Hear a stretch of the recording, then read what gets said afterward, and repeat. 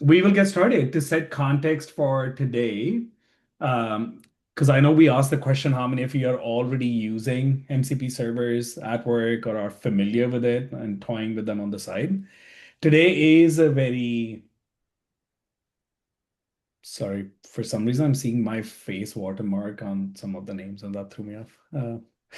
Is everyone seeing that too? Or is it just me?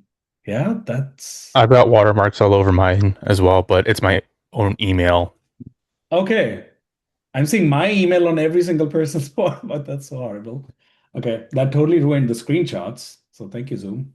I'll have to use AI to remove those watermarks. Um, Sorry, that totally threw me off. Coming back to the context on model context protocol. So this today will be we're gonna take it slow and kind of start at the baby steps. So if you are already familiar with MCP tools and you've been using MCP servers and all, whether in your workflow at work or in side projects, this this might feel boring or too foundational for you. So no offense if you feel like jumping off the call. We'll again still be recording it. But the idea is for folks that have either just heard of Claude Code or Cursor or any of these developer environments, and they're still working primarily in Figma and are curious how do Huh? I, Yeah. how do I connect these two interfaces or workflows or bring some of these coding tools into my workflow. That's the goal we're exploring today. Um, yeah, that makes sense. So we're going to start with just how even you get started on Cloud Code. Funny enough, it definitely took me maybe an hour before I figured out I just had to download the app because I kept playing in the browser Claude version and trying to figure out how to get Claude Code started and also some, very basic 0 to 1 kind of things you could do to get started quickly so you don't have to spend that time. And then secondly, how do you get started with the MCP server? And then where do those worlds converge? Um, I'm not an expert. Just to call it out, I'm not an expert like I'm not a developer and I don't even work in Figma in my day-to-day job. I'm much more spending time in customer journey maps and all those fun decks you get to work on. So as we are going through this presentation, whether it's myself or we have one more presenter, Himanshu, sharing his workflow today, please feel free to unmute yourself, ask a question, raise your hand, use the chat. It's much more, again, like the first session, it's much more of us figuring it out together than this being a 1 hour tutorial of me having figured out everything and sharing with you. Yeah. So I'm going to share how I'm using it in my workflow, which is much more on my side projects thing. For DesignX, I've been leveraging it a lot and it's been really, really powerful. Yeah. And we have one question Ria's asking about, yeah, my org doesn't give permission to download Claude. It's funny enough, it's the same for me at my day job. We are not allowed to use Claude. So I definitely use it on my personal machine. And then at work, we are allowed to use VS Code. And that's the thing. I think the hype is all around Claude Code. They've, I think, definitely done a great job at marketing the workflow being Claude Code to Figma. But the workflow is actually going from any of these major developer tools, Cursor, Claude Code, VS Code, and there are a few others too. Codex, OpenAI has their own called Codex. Going from any of these coding developer environment tools to Figma.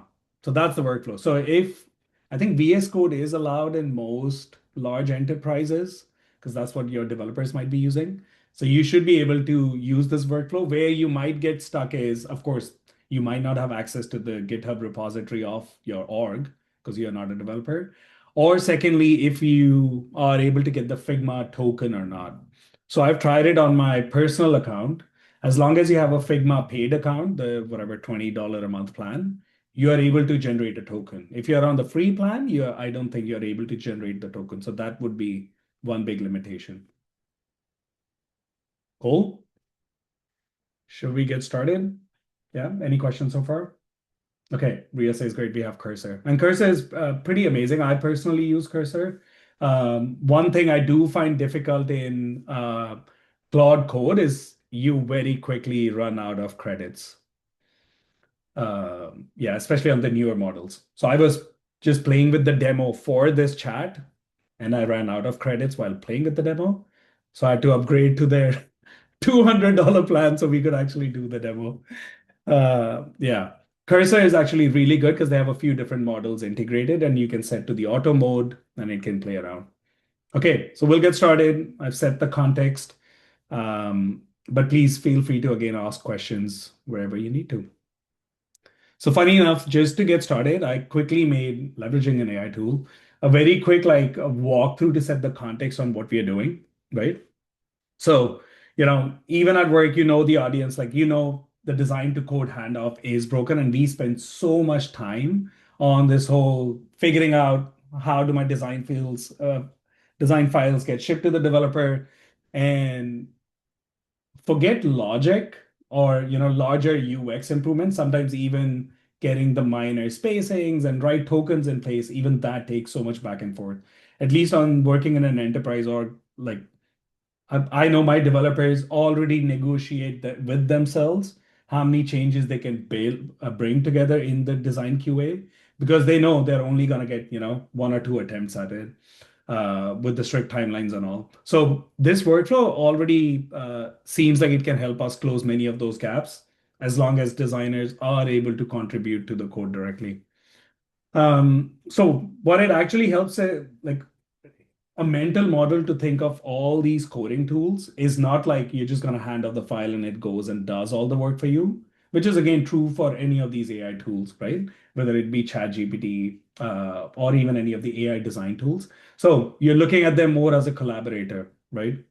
And so, of course, you're prompting, in order to interact with them.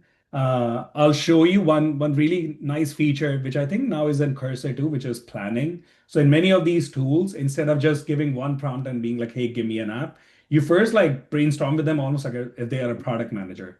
You give them the requirements, you set them in planning mode, and it lays out the plan for you. You can tweak the plan, and then you get into execution mode. And then at the end, many of these tools do a great job at even verifying their output. And again, I'll show you how Claude, after implementing the design, will take a screenshot of the implementation and do a review. And sometimes there are bugs which it'll automatically fix, which is again really amazing to see.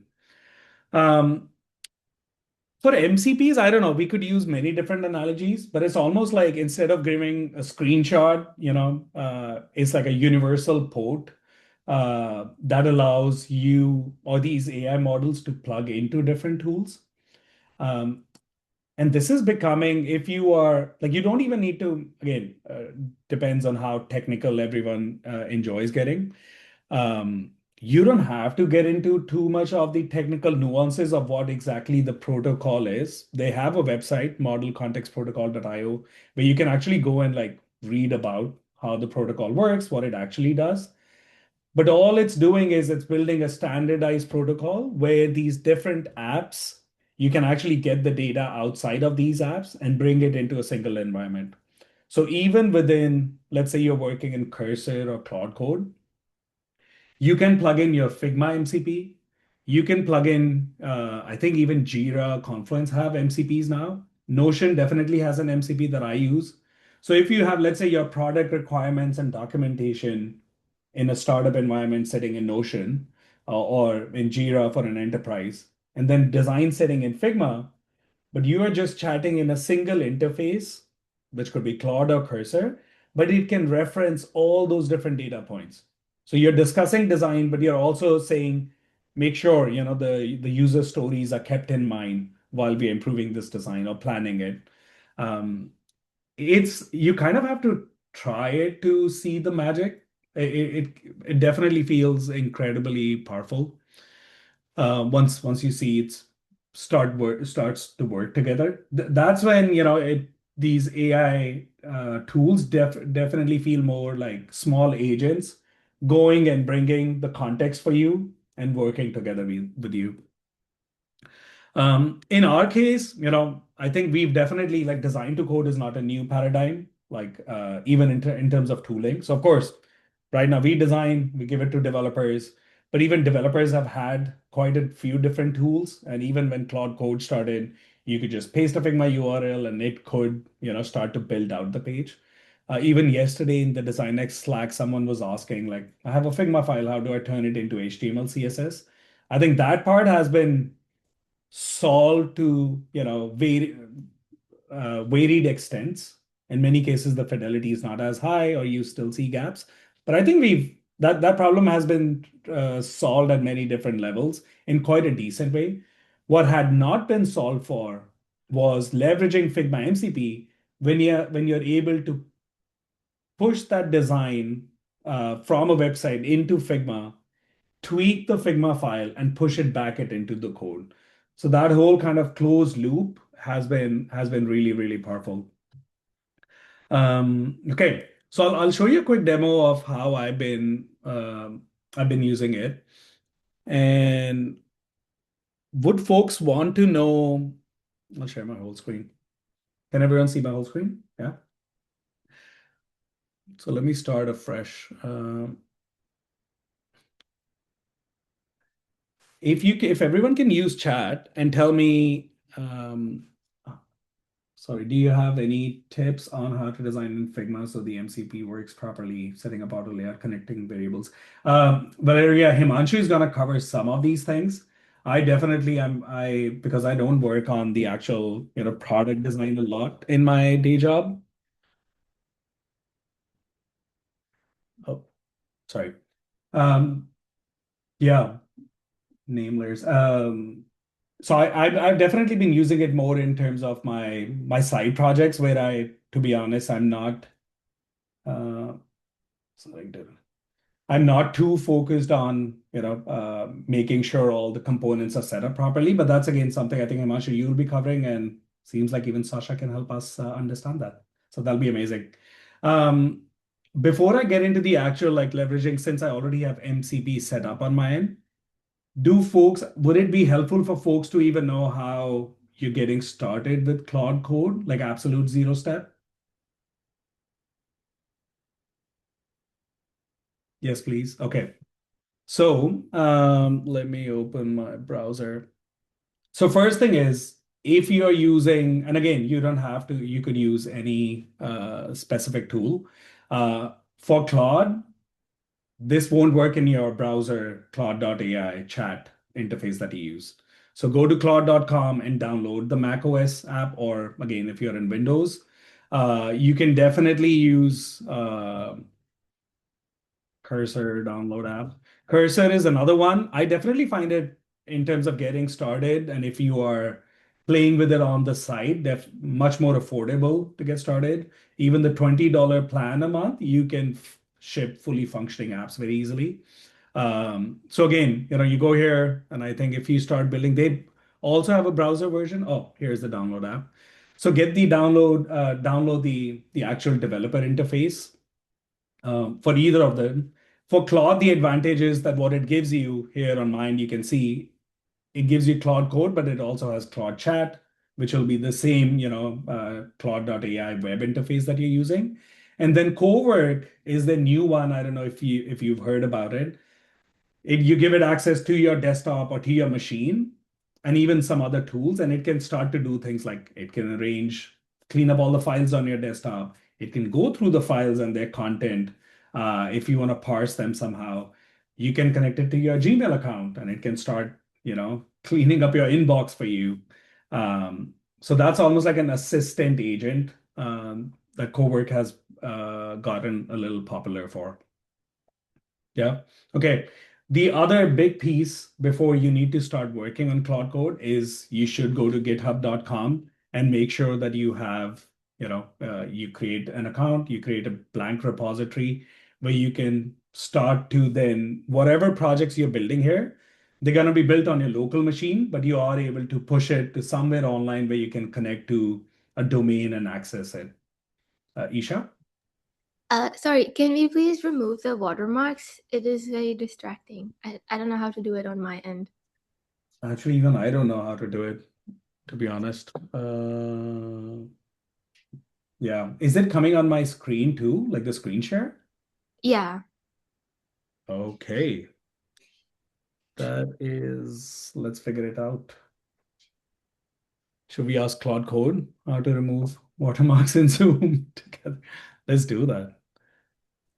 Actually, I just Googled Yeah. it, and you can, Okay. the host has to disable the add watermark feature in their account settings on the Zoom web portal. Okay. I am in the Zoom web portal, so let's see. So it's settings, meeting, and then schedule a meeting, I think. Oh. It says we can't edit it since the meeting is in progress. Yeah. Okay. Sorry, folks. I'll check with my team why we had this setting, but because the meeting is in progress, it won't let me change it. Okay. Sorry, Isha. Okay. So again, taking a little step back, three parts. Sorry, we covered two parts so far. One is you actually go and download whatever app you're going to use. So whether it's Claude Code, whether it's Cursor, and again, there are a few others. I'm definitely not the person that's going to use Terminal, but you could even just use your Terminal interface in Mac OS uh, if that's something you enjoy. I definitely find these tools are much more user-friendly. Claude Code looks like this. Cursor, I can open it and even show it to you. Similar app where, again, you just open the folders. Another interesting thing for some of these tools is you can go and start to um, when you're working on a project, sorry, it opens the browser within these tools. So as you're working, you're building the app, you start to see the preview of some of these things. And again, I'll show you a demo quite quickly, quite shortly. The other third thing, which has been important, so you got the tool, you got GitHub to get started. I would say when you do it for the first time, it's gonna ask you to download a bunch of development libraries that you need in order to build the development environment. Because what you're doing is you're coding on your app, and there is a local server that's gonna run on your machine to make the website, so you can preview it. There are quite a few of libraries, but what I do is again, since I don't understand much of it, I started with Cursor, and it'll nudge you like, hey, you're missing this specific Node.js library, or you need to install these Xcode tools. And you just keep on saying, yes, do it for me, do it for me. And sometimes they'll ask you to do it, but you can play it back to the tool and be like, no, can you please install it for me? And it'll do most of that setup for you. Yeah. Okay. Um, Sasha, I'll definitely do that. That'll be amazing. I'll just give a very quick overview of how to set it up, and then prepping the Figma files and making Cursor consistent. I'll hand it to you in the next 5 to 7 minutes. And then Himanshu, we can take it over to talk about variables. Okay. Everyone good so far? I can go to the next step. Yeah. Okay. Um, when you initially will work on a project, you do have to, and again, in Claude Code, you can see this bottom interface. Whatever you're coding, that stuff is going to live on a specific folder on your machine. And that's the folder that gets uploaded to GitHub.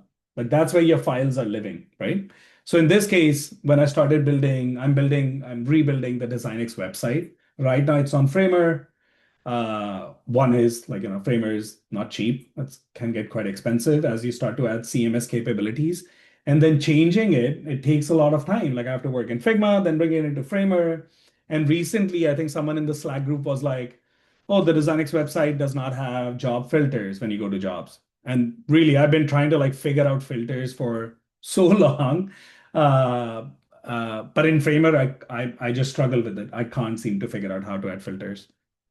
Now, in this case, thankfully, the AI tools kind of do a lot of work for you. So what I'm going to do is, since I already have been building the website in this folder, I'm just going to go and say, start the dev server. So you can start to see the work that's been done so far, and it's quite a bit of progress. I know last time we did the demo, we did a very 0 to 1 demo. Like we started from absolute scratch, built something and brought it into Figma. I thought this time it'll be helpful since most of you are working on products that are already, out there and you're trying to improve it. How do we leverage these tools for that? Sorry, I'm just gonna hide this server thing. Okay. So this is the current, designing website I'm trying to build, and it's in progress. And so similar to many of you, if you are either working in a team, so if you are able to get GitHub access to your work environments, or what I'm trying to do at my day job is even if we can get a clone of some of the product repositories, that I can then work in almost like a sandbox environment, right? So let's say for simplicity of this demo, you were working on one of the web apps of your work. And if you're able to, pitch it to whoever your leader is that, designers want to get exposed to this. So please, you create a repository for us on that, on GitHub, and they can add you as an editor. All you do is, and let's say I did not have it installed on my desktop, you go into your coding environment and you'll be like, let's pull the latest repo from GitHub for this project. In my case, I've already done that. Like my desktop files are in sync with what's on GitHub, but it never still hurts to do a quick, check. So in this case, it's saying you have uncommitted changes. Pulling now could cause merge conflicts. Stash changes first. Save your pull anyway. Commit first. So let's commit first, then pull. These are some of the changes I was like just playing with before the demo began. Did anyone encounter issues downloading Claude to the desktop? I'm seeing Claude chat, not what Preet is screen sharing. Nicole, do you see the top three, like this tab bar or tab UI between chat, cowork, and code? Hi, no, I don't. I think I only see the chat option. And then when I click the code, it actually just prompts a code prompt. It's not a view Oh, filter. really? Yeah. Okay. Like And maybe you are on the pro plan? Like oh, it's a the pro plan. Okay, got you. Thank you. I don't have Yeah, that. yeah. So actually, yeah. So that I should have also mentioned that for all these tools, like at least the $20, like for Cursor, that's where I had started. I recently moved to Claude Code, but I mean, Cursor, sorry, I'll take a step back. Cursor, you will be able to get this kind of an interface that I'm working in right now. Even in the hobby plan, you might run out of limits soon, but you are able to do that. Claude Code, yes, it could be that, the pricing, it has to at least starts at the $20 plan. So that's why if you are not on that plan, you could try with Cursor. All the things that I'm mentioning here, even the commands, exact same work for Cursor or Claude Code. Okay, it's asking me to just go through some of those commits and view them. Okay, now it doesn't hurt to do okay, all at once. I'll do a quick refresh to make sure we are on the live site. Okay.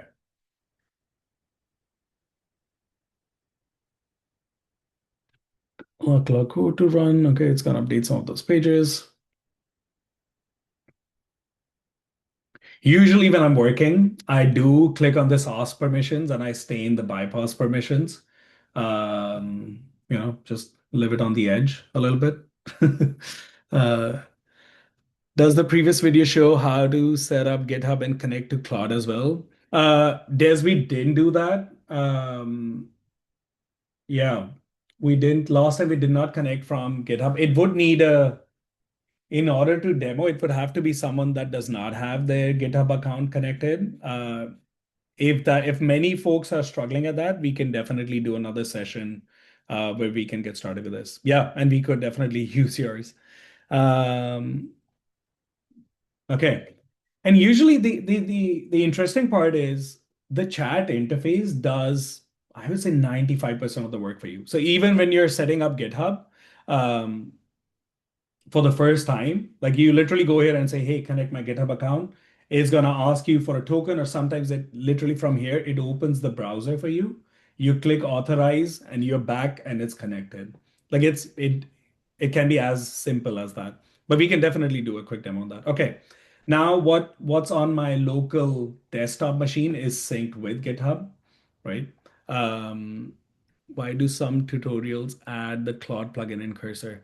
It's not a silly question, Valeria. So one of the confusions or things that are not that evident is Claude code. When people say Claude code, even right now when I'm demoing it, I'm referring to the desktop app, but it's also the model, where you see Opus Sonnet. And if I show you cursor, in cursor, let's say I start a new agent.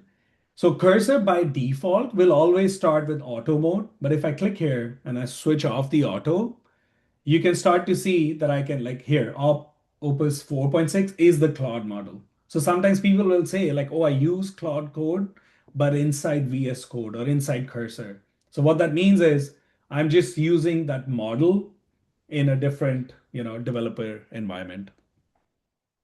Oh, and Kshitij is right. I mean, you can also use it in the pure terminal where you can start Claude code from there, if that's not overwhelming for you. But again, this is one thing I like about Cursor is even in the $20 plan, if you're set to auto, I very rarely come across limits where it actually stopped me from working. Okay, now I'll quickly show the Figma integration stuff, and then we can hand over to Sasha and Himanshu.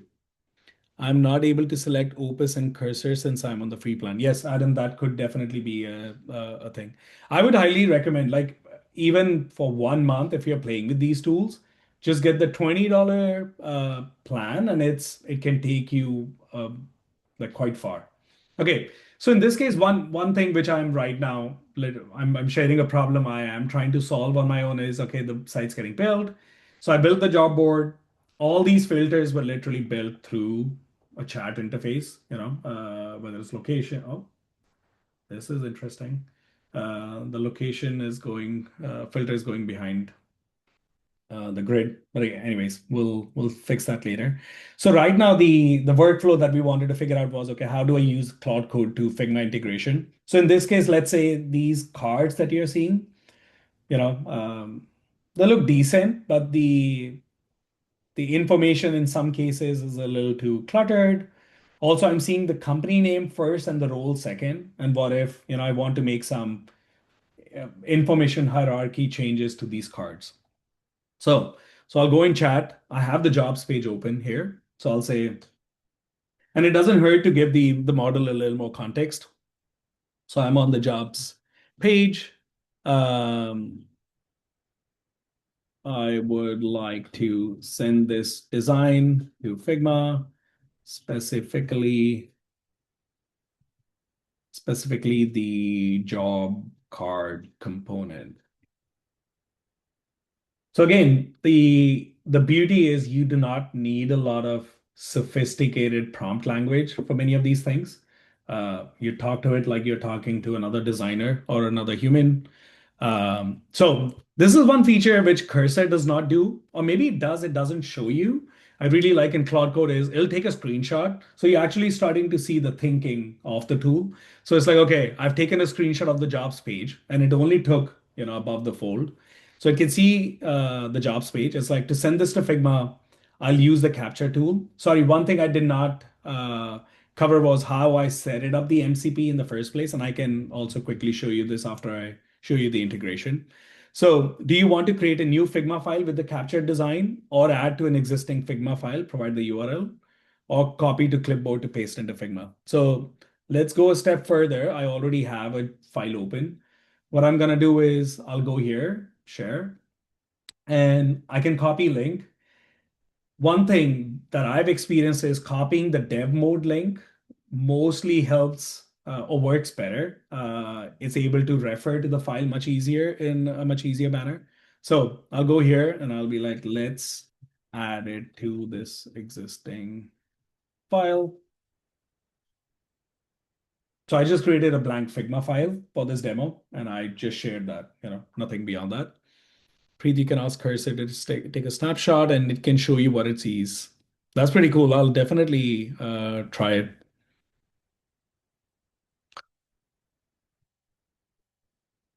Okay. So one interesting thing it does is usually it will open whatever the website I was building locally on my machine in the browser. Because in the browser, are you seeing, I don't know if it's visible, this gray overlay that says select an element to capture. So it'll open this bar where you can start to select whatever I want to send. Do I want to send the entire page or do I want to send a specific component? So in this case, I just want to change this component. and you just click it. There is no confirmation. I tap on it, and it's saying it already sent to Figma. A browser window should have opened. It did open, no errors. Click on the job card. I did, and you can see it has captured it. I'm not gonna click here. I'm gonna go back to my Figma file, and there. That's the card component we have.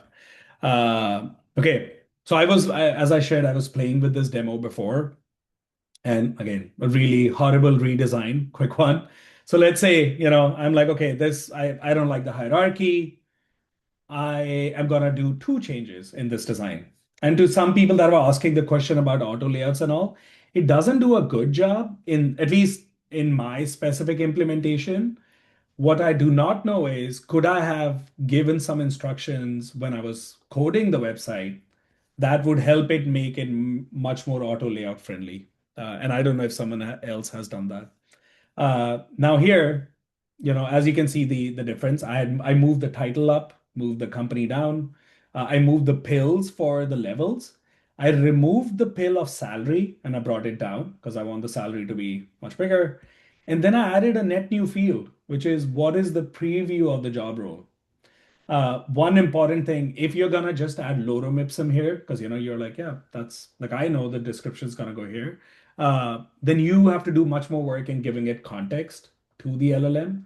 So again, if I was giving this instruction to, let's say, a designer on my team, and I'm like, hey, roughly, this is the layout what I'm thinking, and I want a net new data set in the field, which is preview of the job role, which you do have. So what I'm going to do is click on the entire frame, go into dev mode. And again, because I've found this to be a little troublesome when I do not click the dev mode, I don't know if it happens for everyone. Uh, to be on the safe side, I always open the dev mode and copy the dev mode link. And I'll be like, I have a new design for the job card component. So I just selected the new node, and you could have edited the same one and given it back, Adam. Oh yeah, quick question. I don't know if anyone's like done a workaround for that. So like for the quick explainer text in that card. But do we know if Claude also can read like the annotation notes that we leave on a file? Because I know those are viewable in both design and dev mode, and I've been using them with the devs that I work with lately. So I don't know if it can read Can you that, try it right but now? yeah. Yeah, let's try it right now. That's a really good question. Okay, one interesting thing it did was it took a screenshot of the new design. So Claude pulled that design component from Figma, right? As you can see. And it says I can see the new design, role title moved up. It's seeing all the changes. And now it's updating the job card to match the new Figma design. Okay, so as you can see, it already brought up the title up, company down, salary wherever it existed. It did not include the role preview that I had asked it to, right? So it's saying no description preview is showing since that field doesn't exist in the data yet. And I'll be like, I do want the description preview. Can you figure it out? So let's see. Let's be demanding. And meanwhile, I'll quickly go and Adam, give me an example. What could be an annotation that we would want to tell Claude in this use case? So let's say we do put lorem ipsum in there, but then we press keyboard shortcut Y and then say truncated preview of Okay. the job description. Okay. So I'll go and just leave a comment. Oh, I wasn't talking about the comment specifically, but actual like dev annotations. Okay. I've So never done on that. So let's do it together. the keyboard shortcut is Y for that. Why? Yeah, Okay. there. Can we have the date of posting here?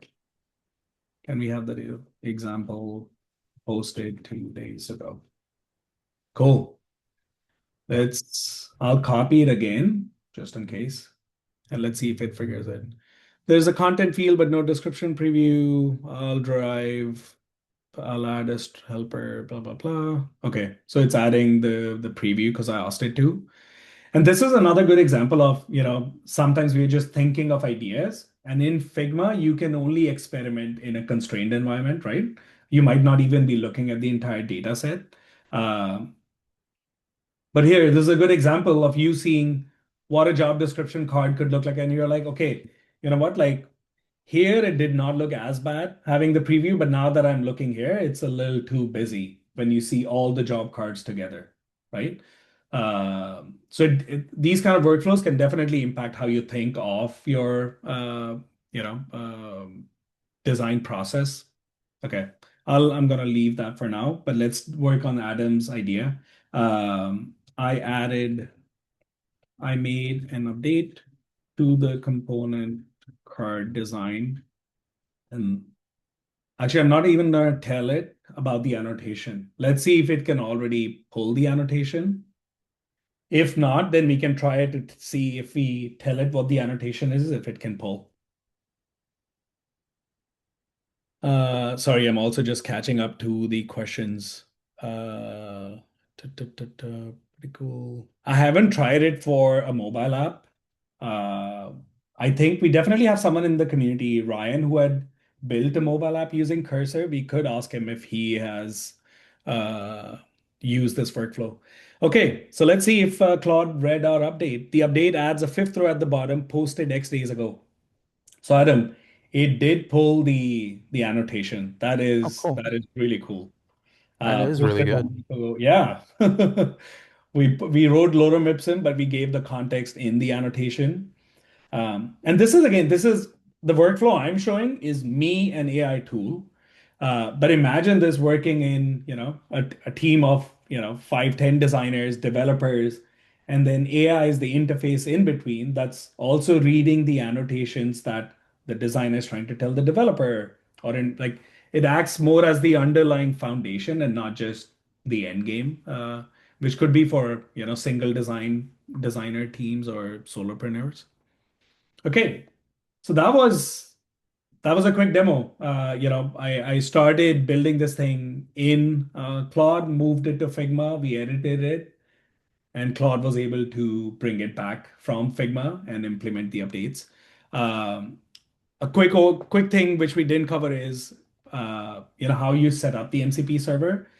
And literally, when I set it up, again, I just talked to the interface, but I was like, I want to set up a new MCP server. And let's see, what it does. It usually will just give you the commands. And sometimes you have to go into the settings and all and change some of those things. So which one? Let's say Stripe. I'm just gonna say, or I'll say, I want to set up the Stripe MCP. Yeah, let's see if it does that. Dallas said, then we asked the engineering team to review this spear. Definitely. You will get yelled at. I have not even got to that point where I have access to the repo where we could push code and even get it analyzed how good it is or not. Yeah, Stripe MCP is not available. Okay.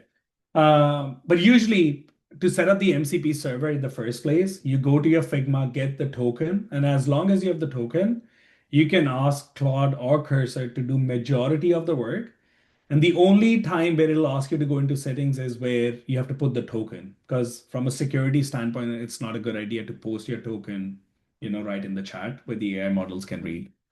Yeah.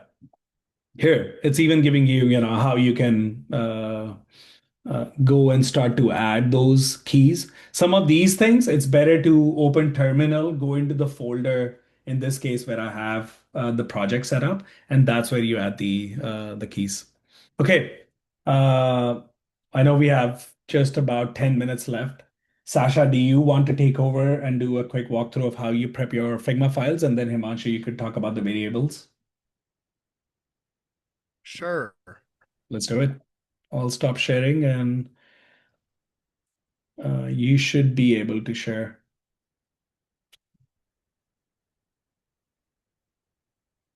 Hope that was not very fast. I did try to go a little slow, but again, I would say play with it and we can do more of these walkthroughs.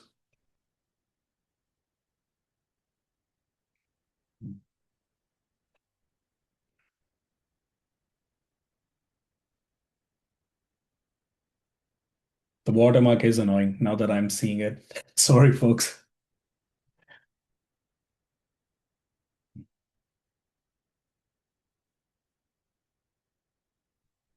Okay, Sasha, it's all you.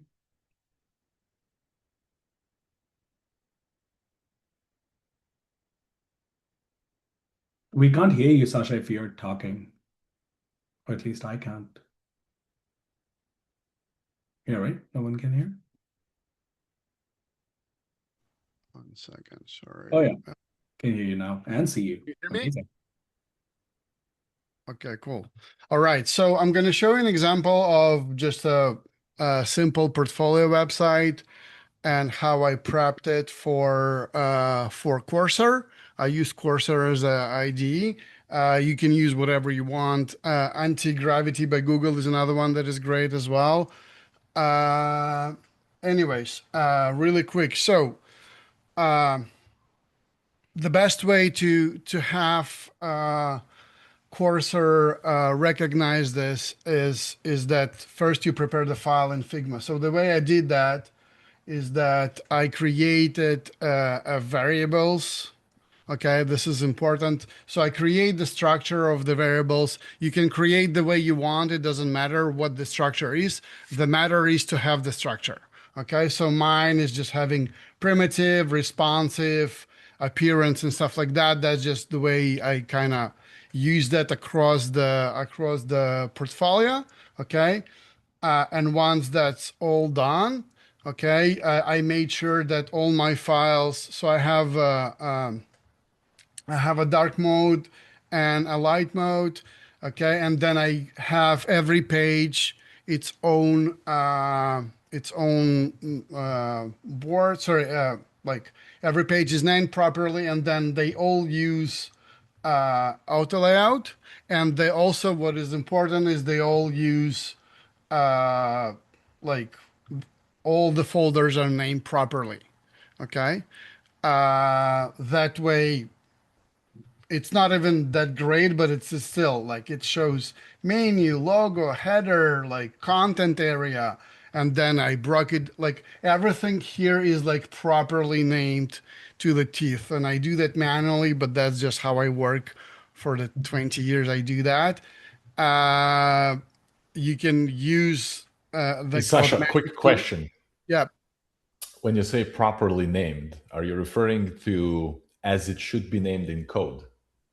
Not necessarily. Well, probably yes, if you want that to be the case. I think what's important is to have a structure for the because at the end of the day, what's going to happen is that the system, right, whether it's Cursor or anti-gravity or code or like a Claude code, it's going to read through the MCP your files and your layers, right? And if there is a structure, you're going to have a better chances to have that system implemented into the Cursor or whatever tool you use. Okay, that's what it is.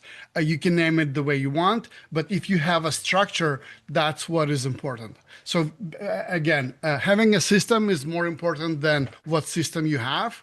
That would be my guess. Okay.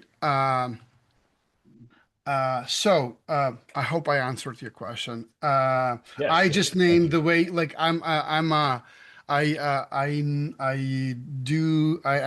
HTML, CSS in early 2000s, late 90s. So that's how I name regardless. I don't use spaces. That's how it definitely probably helps. And also all my layers and or containers are like, for example, here, like intro context tag. That's like, they just like gonna have system. If that's the same container, I'm gonna repeat the same name everywhere. Okay. Uh, So once that all done, we connect to the MCP. I'm not going to show you how to connect to MCP. It's extremely easy, actually. Like it's just literally like selecting on Cursor and selecting in Figma, and it's a few clicks. Okay.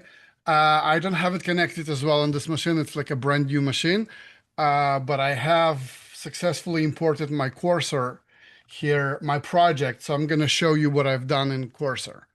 Okay, because this is also important. So what's important in Cursor, and unfortunately, I was not able to quickly import my chats because it imported my project, but it didn't import my all my chats. And one extremely important thing is that, and I learned it the hard way, is that use chats for every like for single task, use one chat.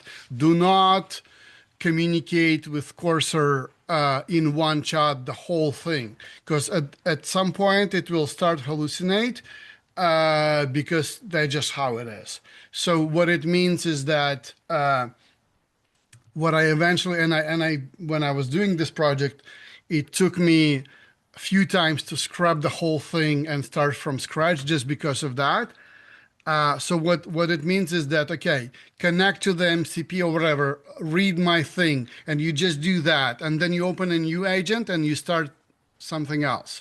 So what you do actually. So once you connect it to the MCP, a lot of people jump right away to tell the Cursor, okay, design this website, and then you select, you give that a link from the Figma, and then it goes there and it takes your whole pages and it reads and it designs.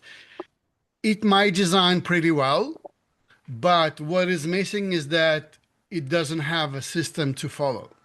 So what Cursor usually does a lot is that it hard codes a lot of the things, even when you like, so you need to really make sure that it follows your system and it creates the system. So the first step that you would do is that, and that's what I'm showing you here, is the design token structure MD file. So what I did first, and I don't have the prompt here because I don't have the history, but what I did that is that I wrote a prompt to tell Cursor, so in this thing, analyze my variables and my tokens in my Figma file and create a structure for design tokens in the MD file because I want to review that. And only after that, you will create me a design token. So literally like you talk to your junior assistant, give them that in structure. So what it did is that it created me an overview of my design token structure from Figma. So you can see here it analyzed the way like I do primitives, responsive, appearance, and read that through, see that even the description meets the way you're thinking. Because for me at the beginning, it did bring all the structure, but it didn't understand exactly the intent and how I want this to be connected, like using primitives versus responsive and appearance. So I had to prompt it within that MD file and it would restructure that MD file. So you work in the MD file. And the great thing about MD file is that you can copy just a line and say, okay, add to the chat, and then you will tell that, okay, this line is not correct, or this whole section is not correct. Fix that. So once you're happy with your design talking structure in the MD file, only then you open a new chat and you say, okay, based on my design talking structure that you created, create me my first page, create me a home page, let it create a home page. Make sure to specify use systems, use design system, only use components. Like all of those instructions should be in there. You can either remind the system all the time, or you can also put it in your project, your project prompt rules, okay? And maybe even sometimes you do both, because sometimes it's not exactly follows all the time, okay? and only then you build. So you can see that here, once I created this, it created a talkings here on the left, and it created the whole talking section the way I did that. So colors, primitives, responsive, okay, everything is here. Okay, and then there's also utilizations, which is animations, and that's a further step. When I started to tell it to create animations, which is something that I just did with the prompts here, I also remind it to create a system. So I always tell Cursor to tokenize everything that it does, from like a page transitions and animations and hover effects, everything like that. Okay. Another good way to tell Cursor is what system you use, what libraries you want it to use. Use for animations, for scrolling, for whatever, if you know them, or stuff like that. This is Yeah. really cool, Sasha. Really helpful. Sorry to interrupt. No, yeah, of course. I have to drop because I have a meeting at 1 where I'm to present something for work. Himanshu, I made Sylvia the co-host. Himanshu, would you be okay to do the demo on the variables? That's still Yeah. okay. Okay. Thank you so much, Sasha. That was really helpful. And one thing, Sasha, when you were talking about the design tokens thing, I forgot to share a similar thing when I was building the DesignX website. I asked Claude to spin out a whole style guide page, but I could visually also look at those values, and that Yeah. was really helpful. Okay. Thank you so much, everyone. Thank you for joining in. Sylvia is here manning the Zoom room, but I'll see you on Slack. And thank you so much, Himanshu, for doing the demo. And thank you, Sasha, too. Have a good one. Bye. Have a great week. Bye. Bye.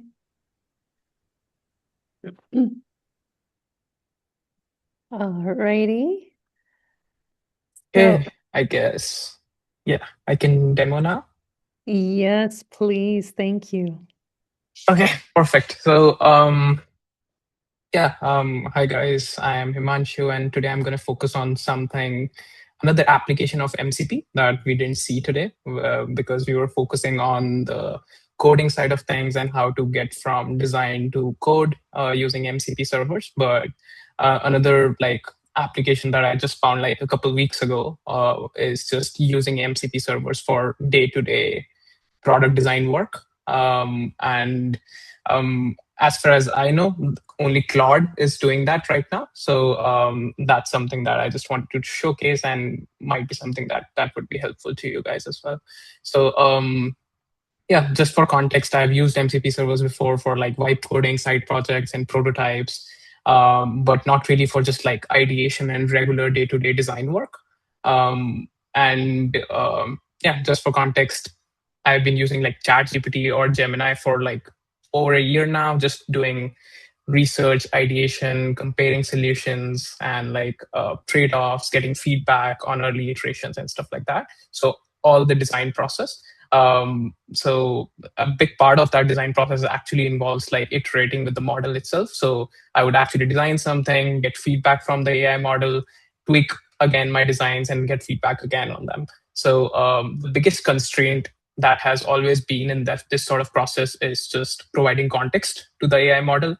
And in our work, one screen is usually is rarely like a good solution. So it's usually like flows and states and edge cases that we need to give context. So what would end up happening is I would just voice input a lot of that context, as well as just provide different screenshots. Like this is what's happening right now. So let me just quickly share my screen.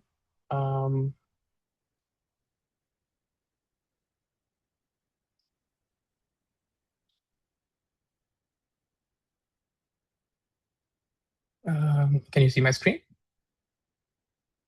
Okay, perfect. So yeah, like this is a common example, like what would happen with Gemini. So for example, I'm working on a particular solution. I'm working on maybe like a bottom toolbar, and then I'm ideating with the AI model itself. I would give it like multiple screenshots. I would give it the context of the full screen itself, and then I would give another screenshot of a specific UI element that I'm working on, and then give all that context. So what I discovered recently is something called like Figma connector in Claude itself. And that's essentially using MCP underneath. But if you would go to Claude, you would just see these connectors, and I've connected it to Figma. So what it can do now is just directly take all the context for all the regular design tasks that we do. So just to give you guys an example of that is I was setting up essentially semantic variables for a new subproduct that I was working on. And I essentially just gave Claude um, a bit of context of what the problem space was. I gave the link to like two of the Figma files. So I just dropped in the links now. One was the foundations, where I have all the primitive colors already established, as well as the new product, which I made like a couple of screens for. And I wanted to set up like semantic tokens for. And Claude did everything by itself after that. So as you would see over here, it took the design context from the first file, then it went to the editor file and got the design context from there. And now, as per it needs, if it thinks that it needs to take screenshots to get more context, it just takes the screenshots by itself and then set up the whole semantic tokens by itself, created a full documentation for it, on, as you can see on the right side, as well as use the same primitive values that I have in Figma already, and define all the use cases for them. It even gave me an option to export it as a JSON file that I can just directly import in Figma as variables again. So this was like a really game-changing kind of like experience, which for the first time it felt like integrated with the whole, I would say, the ideation and design process. So yeah, that's something new. After that I've been just playing around with it for like last 2 weeks, and all I do now is not provide a lot of context for regular design work. I just copy and paste the link of like whatever I'm working on, just give a bit of context, and Claude does everything after that. So it is like really integrated, very cool sort of like workflow that I've built for just regular day-to-day work, scoping, ideation, and just designing. So just wanted to share it. Hopefully you guys, and as far as I know, I don't think any of the other popular platforms like Gemini or ChatGPT have this sort of like MCP connector just for the chat interface. So I think only Claude is doing it. So hopefully you guys can make use of that as well. Yeah, that's about it. Awesome. Thank you. So we're at 104. I know there's still a few of us here online. Do we want to have like a quick 5-minute or 10-minute Q&A? Is there anything that's that people are burning to ask our wonderful presenters?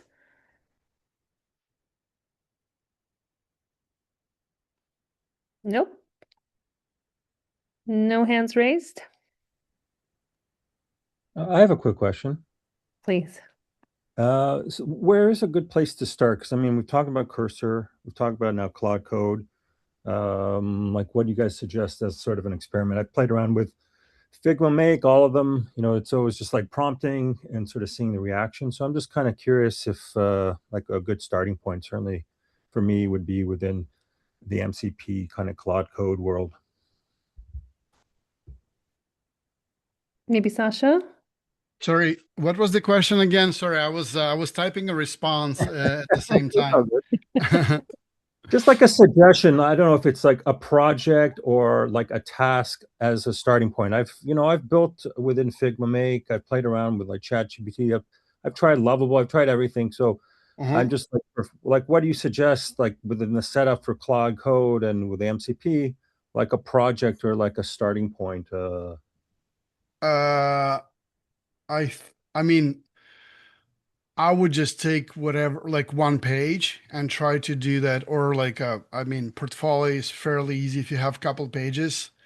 Just doing that whole process properly, that really gonna give you a lot of like good understanding of how the process is working, and setting up a design system. I think that's where the most like not confusion, but trouble comes, is that a lot of the folks don't do systems, don't tell, and that's most of my replies to everybody is like, you need to understand how to prompt like Cursor, for example. Like, doesn't matter, like you use Claude, whatever the system you use, is how would you prompt it to to have systems in place. Design talkings for animation, page transitions, hover effects, all of that. Making that systemized will give you the best results because that's where also the most, like, again, problems are in my view, right? Because it can design whatever you tell it to do. It's gonna do that. But can it do it at scale? And how do you scale that? You only scale it by actually having systems in place. Similar to also requirements, because like if you look at how product managers use that, they all writing PRDs and they all use planners before they use like and that's what I love about Cursor is like I never tell it to do anything before I talk to it as of like in a planner. Like I only use that first. I never tell it to do anything before we agree what needs to be done. So always use planner or ask. I use ask the most when I already communicate when my plan is intact. Just talk to ask, hey, I need to do this, and then it will tell you what it will do and how it will do that. Read that, see what the flows are, say, hey, no, I think that's the wrong. Let's have the conversation, and then you switch them out and tell, okay, build it, and then it builds it. Um, that's the And that's the sorry, problem. ask is like a feature within Cursor, like a modality within Yeah, Cursor? so in the Cursor, when you have new chat, you have 4 modes for agents. One is the agent, another is the planner, and then a third is the debugger, and the fourth is the ask. It's sort of like the chat mode. So you switch that. First, people use plan to plan the project, which is a good way to put all your requirements in there. Make sure you create MDs to like requirement MD, design tokens MD, like everything MD, so that can be revised and act as your sort of like a blueprint for feeding everything. And only then like you execute. Cool. Mhm. That's very helpful. Thank you. Himanshu, is there anything you want to add, how you got started, or where you first dove in? Yeah, for IDs, I would say there's another one to try out that's called anti-gravity. That's actually like Google is really pushing on it these days, and it provides a lot more free credits as far as I knew, like a few months ago. So that might be something to actually start off and like get your hands dirty with. So because what we see like a lot of times is just like they just run through credits, especially if you are using like the top models. But if you were to start with just one tool, now I'd probably recommend just getting Claude subscription because you get this like chat interface with MCP features as well. But also you can just use Claude code and you can just integrate it with any other IDE later on as a plugin. So that might be the best one tool to kind of like start getting with this thing. Anti-gravity is a great tool. It's really good. It's really good tool. I mean, Google has all they Yeah. stuff in there. It can create, you can do apps there so easily. It's really good. And the latest Gemini 3 Pro is so good with animations and design, especially if you want to create WebGL based effects. It's absolutely nuts what it can do. It's really, really good. I think that's part of the issue. You kind of go down a path and then you're always like, oh my God, I'm hearing all this other stuff about this other tool. Am I missing out? And then, you end up a bit fractured, right? Like kind of going all over. So I have been spending quite a lot of time in Figma Make and using ChatGPT, but it seems, like the time is to kind of explore Claude. To be honest, like Figma Make, Lovable is another one. They're all great tool to kind of poke around. Yep. If you really want to build, if you want to poke around while trying to build something real, and if you don't have much time in general in life, right, and you want to be more focused, I would suggest like either use Cursor, either use like, well, Claude is just as an LLM. Claude Code is amazing, but you can also use Cursor. Some of the things within Cursor, like even their own compiler is really good for like quick stuff, and it's free. You don't need to use tokens for like, it's like but it's all trying and error. But those are really good tools, and anti-gravity as well. Like I can tell it's absolutely amazing what it can do. It's a little bit like dating. You gotta try them Or out dating and apps, I don't see know. where you commit. But definitely committing to one tool and learning it is definitely going to give you way better results in just like acquiring a knowledge of Mhm. eventually producing something solid. Mm. But it's two camps, right? It's either you really want to build something that you want to push out, and you want to have an app or a service, and you want to use that, and you learn along the way. Uh, or you just want to explore. If you want to explore, then you don't care. You can use everything, right? And that you should do everything, right? Yeah, I mean, Yeah.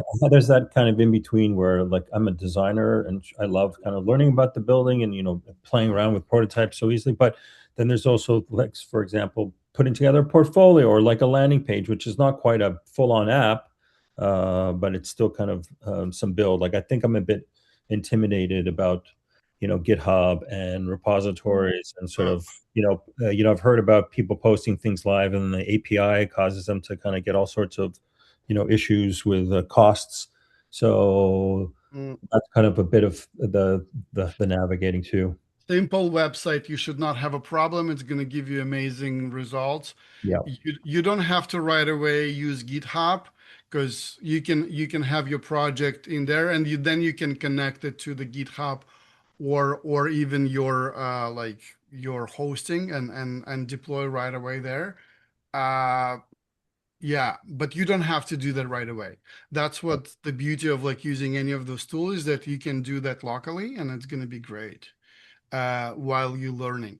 Because like I don't know, like everyone is different, but I haven't heard anyone who's like built the first project and it's like went right away beautifully and they didn't have any hookups. Like I Yes, scrapped my first project like 3, 4 times, as I said. Like had to go back and like freaking redo that. Literally like remove all the JavaScript, remove everything. Just another great tip that I forgot to give everybody in terms of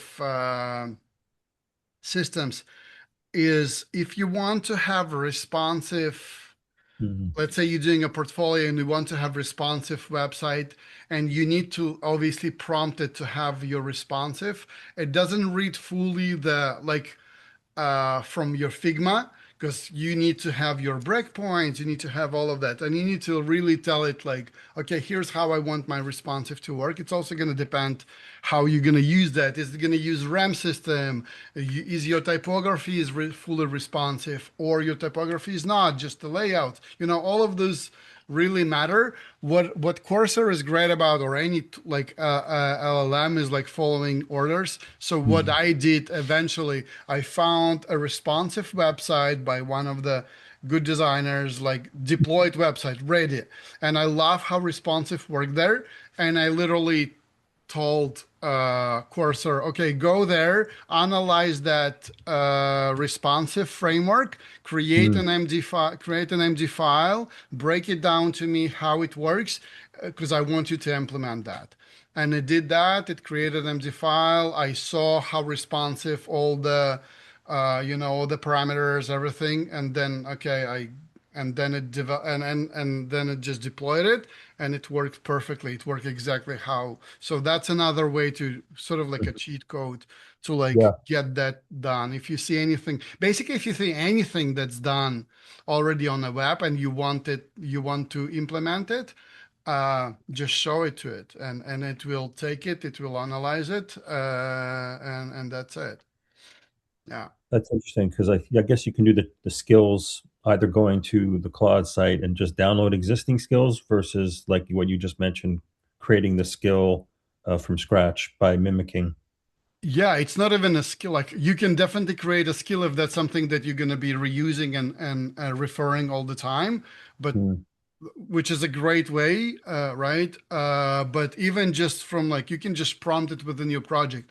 You don't Right. even need to do the skill. You can just, you have an agent and you can like, okay, I want you to implement the responsive system from that website. You put the link, it will give you the review.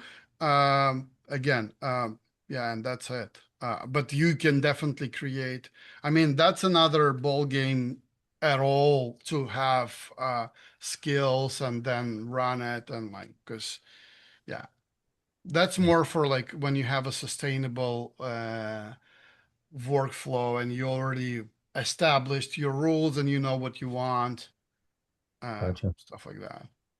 Cool. Awesome. So super I am helpful. taking notes like nobody's business. Yeah, it's super helpful. Yeah, I mean, we haven't even got into like co-work and all that sort of stuff, but this is I appreciate everyone's time. It's really helpful. Thank you so much.